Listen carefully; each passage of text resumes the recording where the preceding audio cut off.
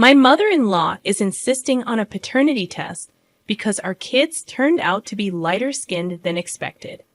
She's accusing me of being a cheater, but I have no desire to take the test just to prove myself to her. To make matters worse, my husband is starting to doubt the situation. It's surreal for me to share this story since I'm usually the one reading about family drama on here. I've always been the reader, not the contributor. However, now the tables have turned, and I find myself seeking advice. So my mother-in-law pushed me into taking a paternity test for my baby, and I'm contemplating revenge. Before delving into the revenge plot, let me provide some context. I'm a nurse, a wife, and a new mom to 1-year-old twins.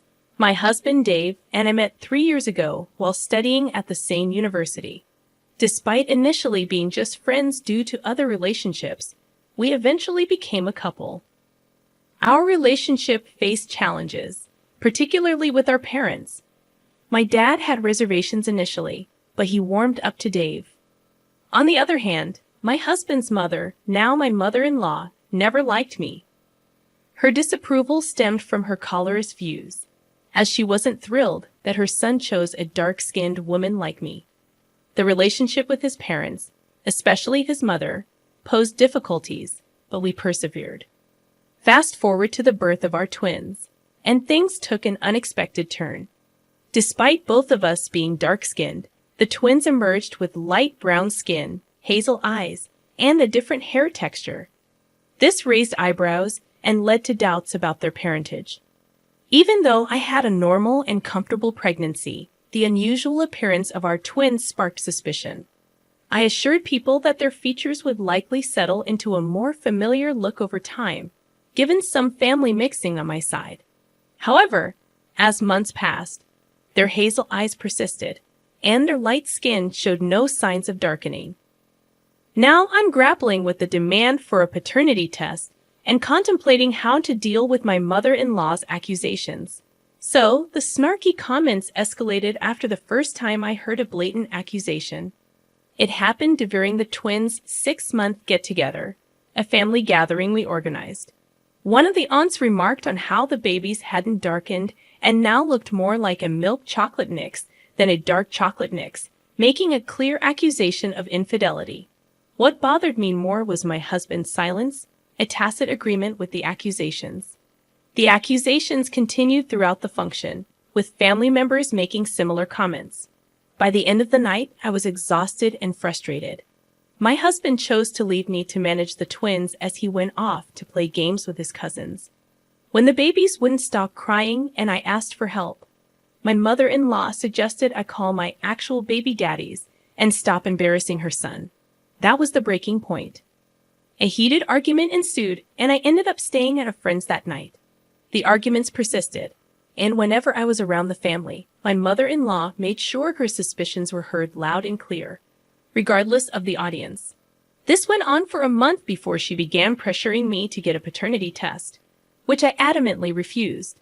I thought she'd eventually drop the issue, but it only intensified. Frustrated, I confronted my husband, hoping he would deal with his mother. To my dismay, he sided with her, insisting I take the paternity test. When I refused, he threatened divorce and kicked me out. It was a devastating blow, equivalent to him accusing me of infidelity. Reluctantly, I agreed to the paternity test. On the day of the results, my mother-in-law invited the entire family over, seemingly eager to witness my embarrassment. However, when my husband saw the results, the embarrassment shifted to her. The undeniable proof confirmed that the twins were indeed ours, exposing her as a paranoid mother who took out her issues with me on the grandchildren. While I felt a hint of smug satisfaction, the fact that my husband needed a piece of paper to prove my fidelity lingered in my mind, making it challenging to genuinely appreciate the victory. So, I had to leave. It was necessary to stay with a friend for a few weeks, explaining to my husband that I needed space. He clearly wasn't thrilled about it, realizing the gravity of his actions. However, I made it clear that it was either that or divorce. I needed time until I could look at his face without a hint of resentment for not believing me enough. Once I felt ready to return home, things resumed to our routine, but I was never fully and truly present as I once was. The almost non-existent libido served as undeniable proof of the lingering unease. The twins had turned 1, marking about 5 months since the incident. Recently, something happened, and I'm uncertain if I'm making the right decision. My husband had a work-related accident last month, losing a significant amount of blood. It was a scare I hadn't prepared for, and despite the betrayal, the thought of losing him terrified me. Upon learning that he was otherwise okay and only needed a blood transfusion, I thought everything would be fine. However, my shock deepened when I discovered that neither of his parents had his blood type. His mother, Mathis, was type A, and father-in-law, Kevin, with type AB, while my husband, Dave, was type O. For those unfamiliar with blood types, an A or AB parent should not result in an O-type child. The child should have an A or B blood type. This raised suspicions, especially when Chris, a family friend, offered to donate and turned out to have O blood. Chris, despite being a brown-skinned black man, came from interracial parents, making it plausible for him to be my husband's biological father. This could explain the biracial genes that might have mixed with my own diverse gene pool, contributing to our kids' unique attributes. Despite the initial desire to resist snooping, the need to address the unnecessary rift in my marriage prompted me to investigate. I confirmed my suspicions, and 6 days ago, I decided to take the next step. As I was taking care of lunch for my recovering husband, Mavis, my mother-in-law, walked in, sparking an argument. She criticized me for not having prepared the lunch earlier, conveniently overlooking the fact that she delayed things while shopping for the necessary items. This encounter fueled my determination to uncover the truth. So after that humiliating encounter, I reached a breaking point. Now I find myself sitting in my car, clutching an envelope that holds the potential to shatter my mother-in-law Mavis's life and turn my husband's reality upside down. I'm not entirely sure why I'm sharing this, considering I've already made up my mind to seek revenge. Perhaps I just need someone, even a random stranger online, to validate that what I'm about to do is justified. However, by the time I come back here, a week from now, I'll probably have already executed my revenge. See you all then. Update number 1. I went through with it, and it felt strangely satisfying. I read your messages, and I noticed some agreed, while others did not with my plan. Regardless of the opinions, it happened. I did have second thoughts when I arrived home. Instead of immediately exposing her, I held onto the envelope and went about my life as usual. Thankfully, she wasn't at the house when I got there, sparing me from a potential argument. I was stuck in traffic on the way home, so I worried about not reaching home early enough to make dinner for Dave and give him his medicine. Luckily, I was only a few minutes behind, and I managed to sort everything out quickly. Some of you asked about the DNA test. I confess, I stole a few strands of Chris and Kevin's hair, which wasn't difficult. I'd also got my husband's hair. It wasn't exactly the legal way to go about it, but I did it.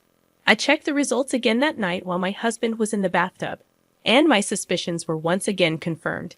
He was indeed Chris's child. I hid the results as soon as he came home from his shower, but as I contemplated whether to expose the truth, I found myself staring at him. The more I looked, the more I distanced myself from the idea of revenge. I almost decided to drop it until we were in bed, and he made a move that I refused. Still struggling with low libido and mentally processing the information I had uncovered, I thought he would understand. Instead, he exploded, saying hurtful things because I refused intimacy. The worst part was when he brought up his mother as he left, suggesting she might be right about me cheating and using that as a reason for denying intimacy. This revelation indicated that he had been discussing our intimate life with his mother, adding another layer to the betrayal, which I found disturbing, but he was still taking her word and accusing me of cheating. This was the catalyst that made me change my mind and partly led me to expose her secret. Another factor that solidified my decision was when he stayed over at her place for several days. When he returned home, I found one of the dress shirts he unpacked from his luggage, and it had makeup stains clearly of a different shade than any of the women in our family. I chose not to confront him at that moment because it wouldn't make sense. Instead, I quietly plotted and waited for the perfect opportunity, which presented itself today. A cousin of Mavis had a baby shower and a gender reveal party, providing the ideal setting as the entire family was present. I patiently waited until right after the gender reveal and sent a photo of the 2 DNA tests to my father-in-law Kevin's phone. It didn't take him long to explode, storming through the back doors likely from the kitchen, and then confronting Mavis by throwing the phone in her face, demanding an explanation. The entire party turned their attention to the commotion, with some men moving towards Kevin, concerned that he might resort to violence. Although I was sure he wouldn't hit her, I stepped back and watched everything unfold. Mavis's initial confusion quickly faded as she saw the contents of the phone. Normally adept at lying and acting, her face betrayed the truth. Kevin didn't need words to know that whatever the picture showed was not a lie. He erupted into shouts and curses. It didn't take long for the entire party to learn that she was an absolute cheater. Chris tried to calm the situation, but Kevin, fueled by anger, directed his violence towards him first. The scene was chaotic, and I maintained an appropriately shocked expression to avoid suspicion, even though I had the urge to burst into laughter. My husband also jumped into the fray, resulting in him getting hit in the face and reopening his injury. While I should have felt sorry, given what he had done and said, I couldn't help but feel that he deserved it. After dedicating years to him, he chose to listen to his mother and accused me of the worst possible thing, the discovery of the makeup stain, clearly not matching any family members, made it evident that he was also cheating. I wouldn't be surprised if he took advice from Mama Dearest and did just that. She had always made it clear that he should have chosen a white woman, claiming his life would have been easier. Anyway, nobody wanted to involve the police because all those involved were black, specifically black men. The family had to physically intervene to separate the group. However, with Chris's ego bruised from getting beaten up and a bit intoxicated, he resorted to verbal violence and blurted out the entire twisted history of how it all went down. Here's the breakdown. Kevin grew up wealthy, while Chris grew up financially strained. They met in high school, and despite Chris' initial jealousy, he recognized that Kevin held the key to numerous opportunities. They became close, sharing similar tastes in women. Enter Mavis, who, of course, went for the one with more financial stability, Kevin. They dated, but all the while, Mavis secretly desired Chris, as she sought the mixed-race aspect. Kevin was fully dark-skinned, while Chris had a smoother brown complexion, not entirely light-skinned but enough to indicate a mix of races. They carried on a clandestine affair while Mavis got pregnant. They schemed that if the baby looked enough like Kevin, they could claim him as the father and enjoy the benefits of Kevin's opportunities. If not, they would have to say goodbye to those advantages and try to make it work. Luck seemed to be on their side, as the baby looked just like Kevin, securing their access to opportunities. Kevin, unknowingly, married Mavis and helped his best friend Chris build his own business, achieving their respective desires. While I felt sympathy for Kevin during this revelation, it wasn't expressed elegantly, but I've put it into words for you. Kevin nearly lost control after learning the truth, but his family intervened, carrying him away to prevent further damage.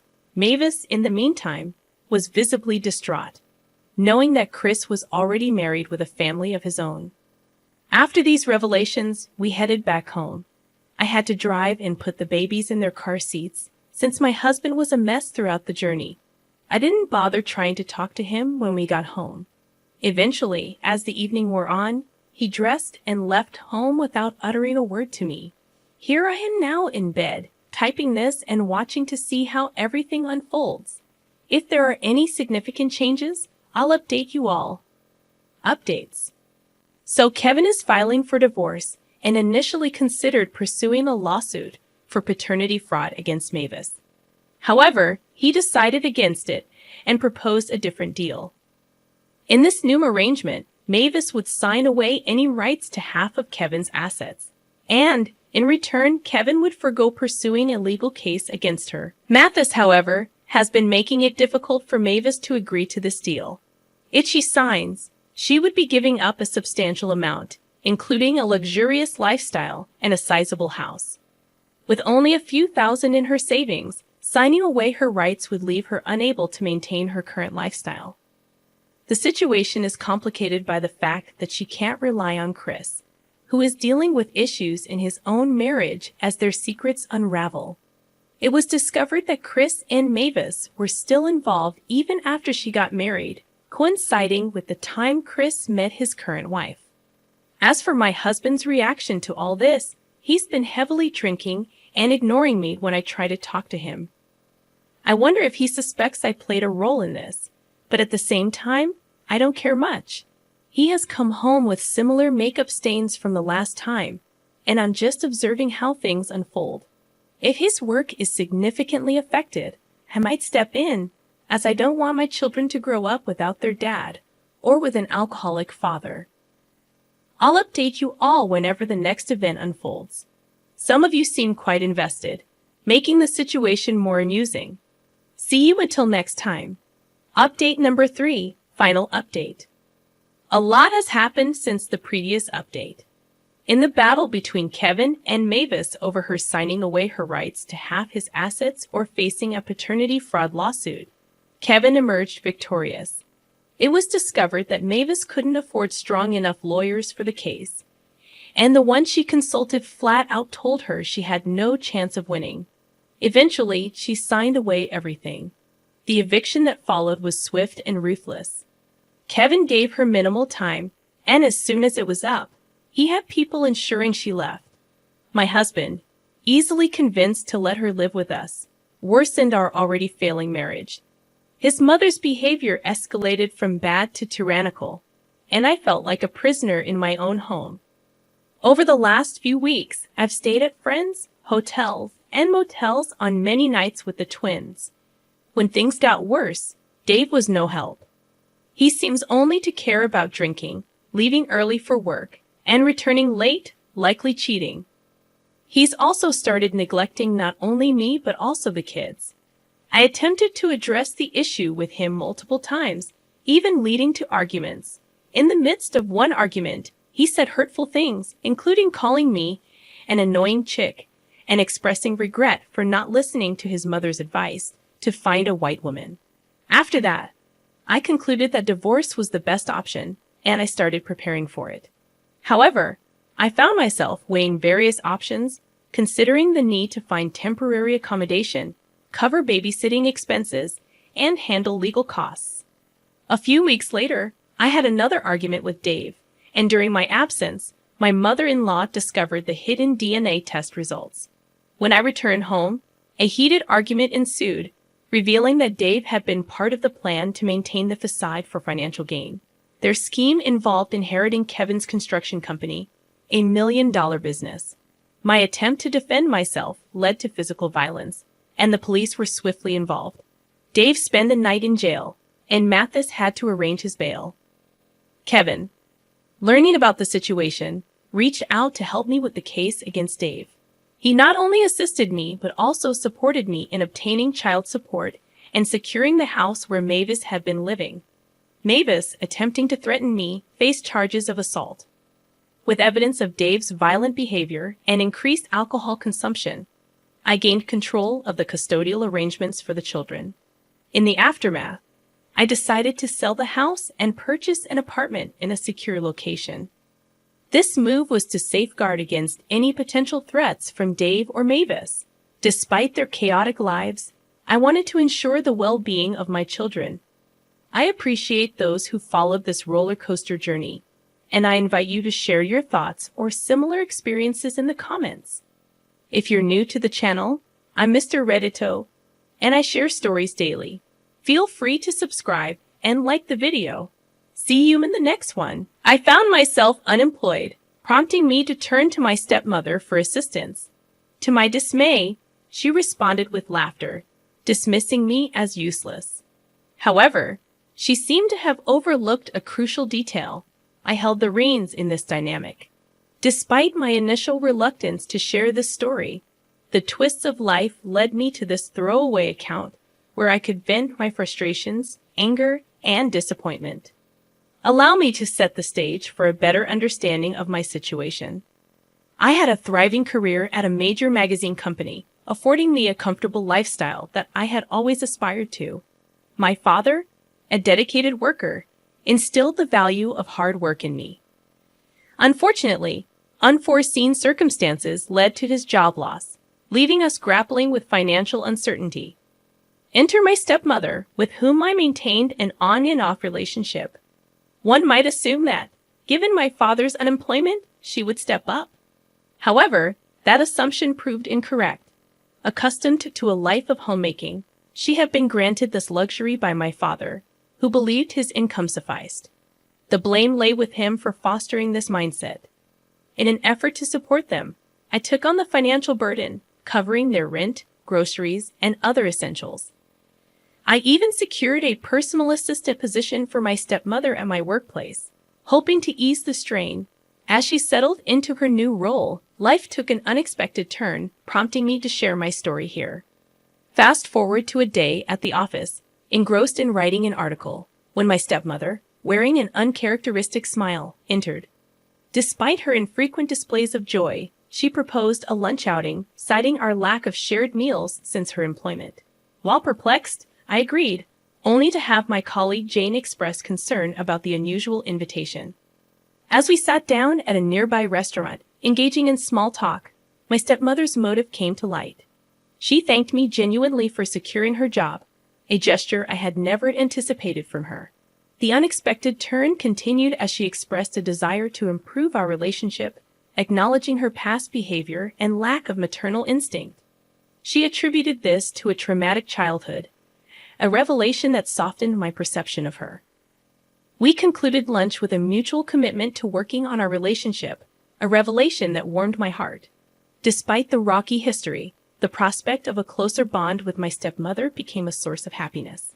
Returning to the office, I chose not to disclose this development to Jane, knowing her skepticism could overshadow the potential for positive change.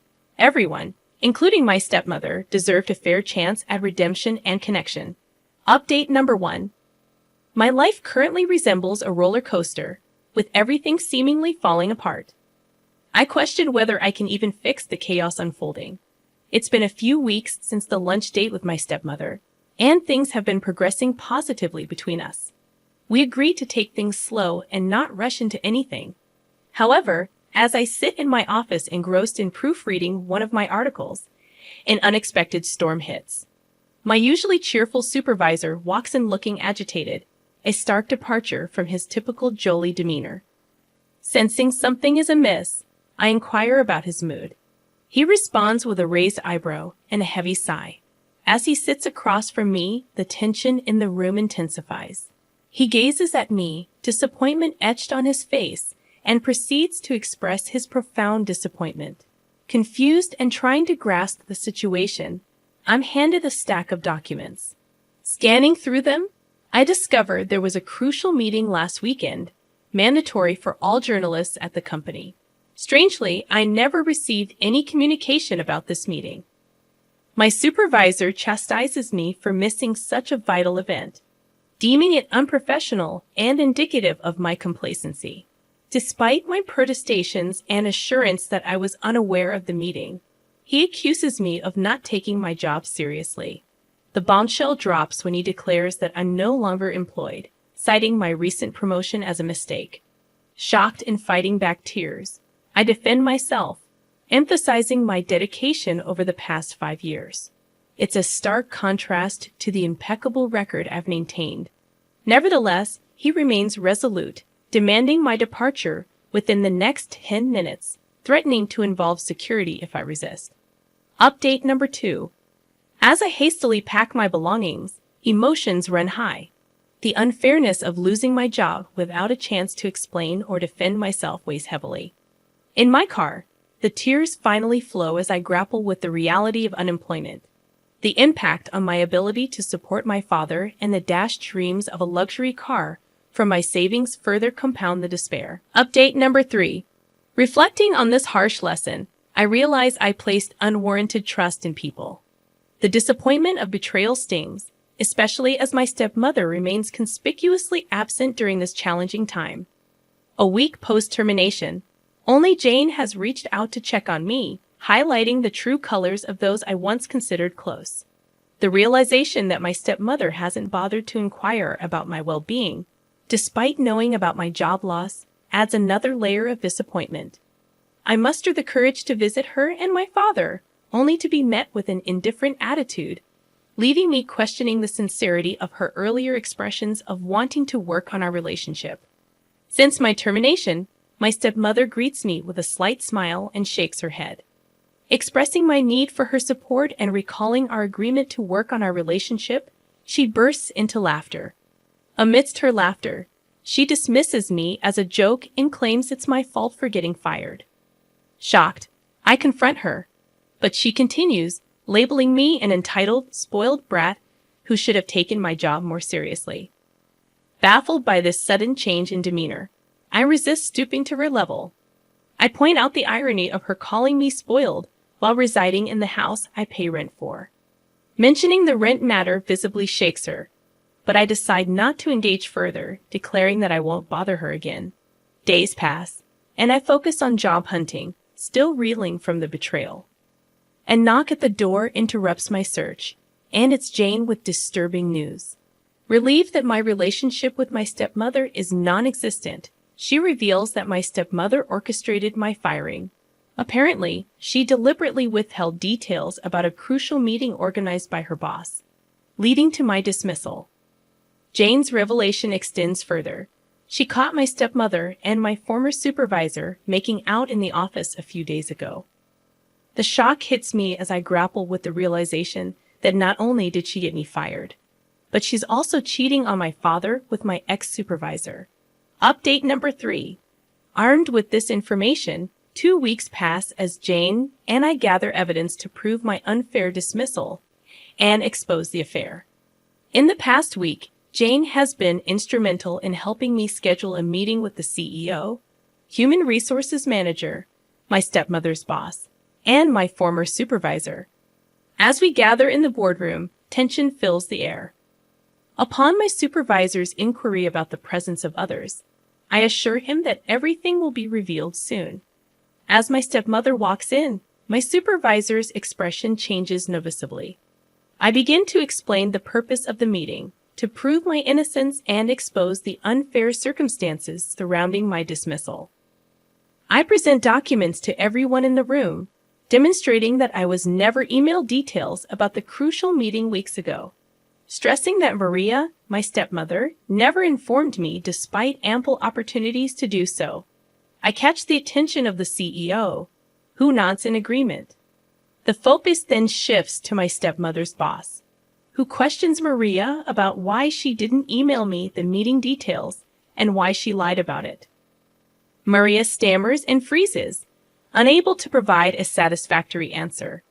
Her boss presses her further, asking why she lied when confronted about the email. My former supervisor attempts to explain but fails to garner belief. The HR manager asserts that I was fired unprofessionally and questions the supervisor's authority to terminate my employment. Seizing the moment, I produce more documents and disclose the probable reason for my supervisor's decision. As my stepmother glances through the documents, she reacts explosively, hurling insults at me. She calls me an entitled pig, accusing me of being a spoiled brat.